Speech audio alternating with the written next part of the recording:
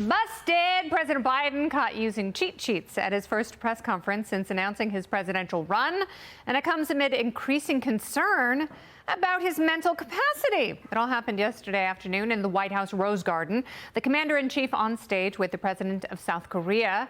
We knew he'd be answering two questions from U.S. reporters. We did not know that they were already planned in advance, but it seems the White House did. Here's a zoomed-in photo of a card Biden had in his hand the reporter's name, her photo, how to pronounce her name, some notes on what she might ask, in this case, foreign policy and technology, and he got that at the podium. Then she asks this question. Watch. Now we're going to take some questions. The first question is from Courtney of the Los Angeles Times. Thank you, Mr. President. Your top economic priority has been to build up U.S. domestic manufacturing in competition with China. But your rules against expanding chip manufacturing in China is hurting South Korean companies that rely heavily on Beijing. Are you damaging a key ally in the competition with China to help your domestic politics ahead of the election? Pre-approved questions. Nice. That certainly makes things easier for our fumbling commander, and it obliterates the notion that the Q&A was totally off the cuff. But it gets even weirder. The president also had this list of attendees. At the top, it says you in bold, meaning Biden's handlers had to remind him he was attending his own event. Naturally, White House Press Secretary Karine Jean-Pierre claiming this is all totally normal. Let me just look in the binder. The LA Times said that their reporter did not submit any questions in advance of yesterday's press conference. So to people who saw that pocket card, can you explain how that ended up there and why the president needed something like that? So, look, we do not have specific questions in advance. That's not something that we do. Our job is to get a sense of what you all want to ask him. That is our job here, to get a sense of what's the news of the day, the topics you all are interested to ask of him. Man, wonderful, glistening propaganda there. Clearly one of Baghdad Bob's top students. But back to El Presidente. He's about to embark on 18 intense months of presidential campaigning. He has 2, possibly 6 years left in his presidency. Is this what the American people want or deserve? Joining me now, former Congresswoman from Hawaii, U.S. Army vet, 2020 Democrat presidential candidate, and Fox News contributor Tulsi Gabbard is back. Welcome back, dear.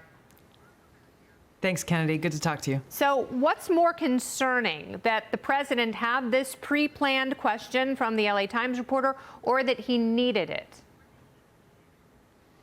All of it should be very concerning to voters across the country, regardless of political party, because what they've done is they've kind of opened the curtains and allowed us to have some insight into what is truly the sickness of our democracy, this direct collusion between the mainstream media.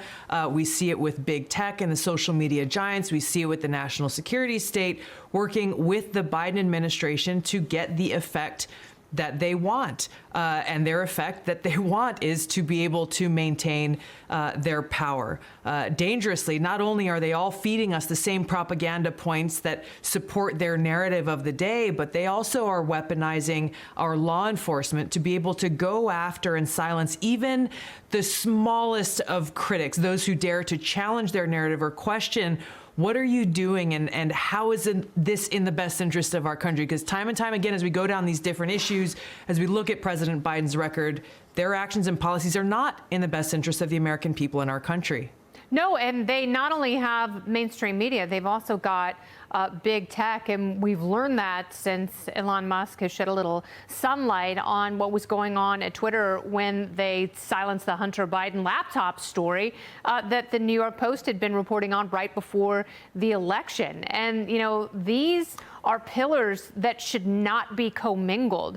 To your point, it is incredibly dangerous to our civil liberties, and it poses a great threat. But I don't know if I'm more disappointed in the president's handlers or the reporters who are going along with this? The fact that, we don't have Exactly. an adversarial press corps because we should. The president of the United States has so much power. The good thing about a democracy is that power is kept in check, not only by the other branches of government, but by the media, which is supposed to be skeptical. And I'm wondering, what would have happened to this reporter if she had asked a totally different question? How would she have been ostracized? Not only ostracized, but I would imagine that whatever access she or her outlet has had would probably be curtailed because she wouldn't be part of the inside crowd. You mentioned the Twitter files. How did the mainstream media cover the Twitter files, if they covered it at all? They didn't focus on this, and they didn't focus on what was exposed there because it didn't support their narrative, and it actually shined a light on this corruption and collusion that we're talking about. I think this is very clearly why the American people feel so disconnected, both from the mainstream media, but really permanent Washington, all of these powerful entities working to undermine our democracy, not because they love and believe Joe Biden is the best president this country's ever had, but because they are all part of this cabal of permanent Washington that is solely interested in their own power and Absolutely advancing right. their own selfish interests. Yes, That's the and danger that we're facing. Maintaining their power and maintaining the status quo. Now, one of the best That's right. things about your run in 2020 is making waves during this presidential debate back in 2019. You mixed it up with now Vice President Kamala Harris. Remember this? The bottom line is, Senator Harris, when you are in a position to make a difference and an impact in these people's lives, you did not. And worse yet, in the case of those who were on death row, innocent people, you actually blocked evidence from being revealed that would have freed them until you were forced to do so. There is no excuse for that. And the people who suffered under your reign as prosecutor, you owe them an apology. Congresswoman Gabbard, has your opinion of our vice president changed?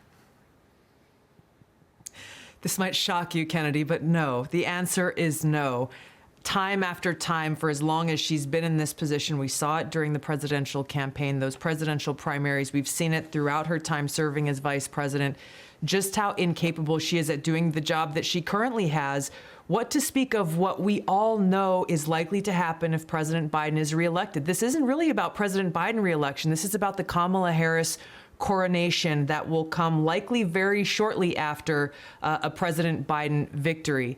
She will be disastrous for this country, catastrophic if she is put in that position of commander-in-chief, unelected and unchallenged by the American people. And we need more people like you to challenge that power. She was the anointed from the establishment until you took her candidacy apart. More of that, please. Thank you so much, Tulsi. Good to see you. Thanks, Kennedy.